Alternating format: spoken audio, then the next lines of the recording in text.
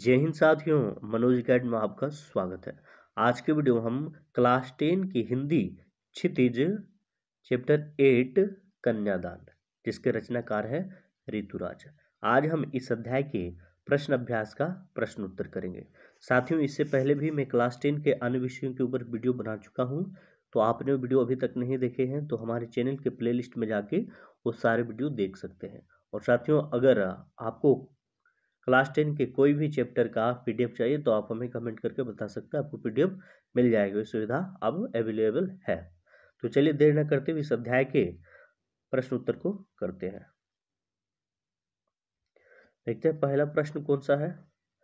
पहला प्रश्न देखिए है कि आपके विचार से माँ ने ऐसा क्यों कहा कि लड़की होना पर लड़की जैसी दिखाई मत देना।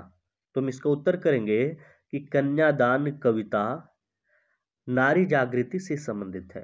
इन पंक्तियों में लड़की की कोमलता व कमजोरी को बताया गया है। माँ स्वयं नारी होने के कारण समाज द्वारा निर्धारित बंधनों को झेल चुकी है। उन्हीं अनुभव के आधार पर वह अपनी बेटी को अपनी कमजोरियां नहीं दिखाने के लिए सावधान करती है, क्योंकि कमजोर लड़कियों का समाज में शोषण किया जाता है। देखते हैं दूसरा प्रश्न। दूसरा प्रश्न है कि आग रोटियां सेकने के लिए है, जलने के लिए नहीं।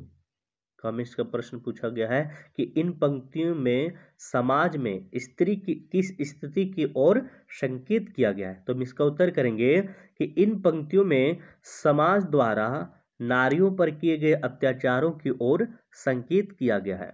वह ससुराल में घर गृहस्थी का काम संभालती है, सबके लिए रोटियां पकाती है, फिर भी उसे अत्याचार सहना पड़ता है, उसे दहेज के अग्नि में जला दिया जाता है।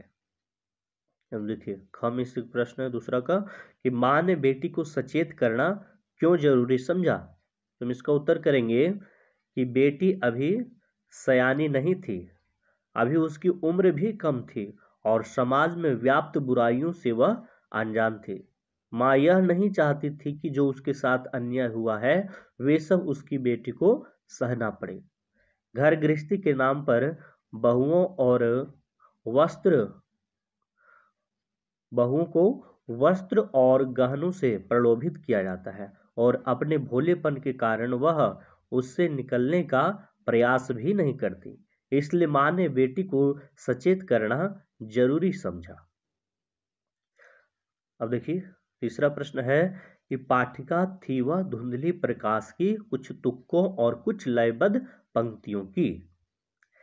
इन पंक्तियों को पढ़कर लड़की की जो छवि उभर कर आ रही है उसे शब्दबद्ध कीजिए। तो हम इसका उत्तर करेंगे कि कविता की इन पंक्तियों से लड़की की कुछ विशेषताओं पर प्रकाश पड़ता है, जो इस प्रकार है। कब में लिखेंगे कि वह अभी पढ़ने वाली छात्रा ही है, उसकी उम्र कम है, उसके जीवन में केवल सुख है, दुख नहीं। हम लिखेंगे कि वह अपने भावी जीवन की कल्पनाओं में खोई हुई है, जीवन की सच्चाई से अनजान है कि घर गृहस्थी के नाम पर बहुओं पर बंधन डाले जाते हैं और उन पर कई अत्याचार किए जाते हैं। देखिए चौथा प्रश्न है कि माँ को अपनी बेटी अंतिम पूंजी क्यों लग रही थी। तो हम इससे उत्तर करेंगे कि माँ और बेटी का संबंध एक मित्र की तरह होता है। माँ बेटी के सर्वाधिक निकट रहने वाली और उसके सुख दुख के साथी होती है। कन्यादान करते समय इस गहरे लगाव को वह महसूस कर रही है कि उसके जाने के बाद वह बिल्कुल खाली हो जाएगी। वह बचपन में अपने पुत्री को संभाल कर पालन पोषण एक जमा पूंजी की तरह करती है। जब इस पूंजी अर्थात बेटी का कन्यादान करेगी तो उसे के पास कुछ नहीं बचेगा, इसलिए माँ को अपनी बेटी अंतिम पूंजी लगती है।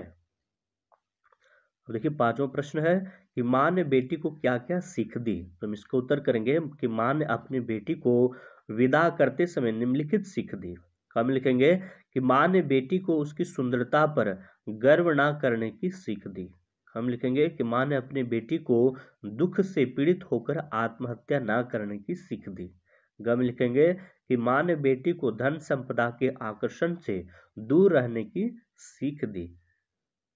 अब घ में लिखेंगे हम कि नारी सरलता, भोलेपन और सौंदर्य के कारण बंधनों में ना बंधे तो वह शक्तिशाली बन सकती है। तो साथियों, इस तरह इस अध्याय के ये सभी प्रश्नों का उत्तर हुए। साथियों, आपको ये वीडियो कैसा लगा आप हमें कमेंट करके अवश्य बताएं, और अभी तक आपने हमारे चैनल को सब्सक्राइब नहीं किए हैं तो हमारे चैनल को सब्सक्राइब अवश्य कर लीजिएगा। आपका बहुत बहुत धन्यवाद।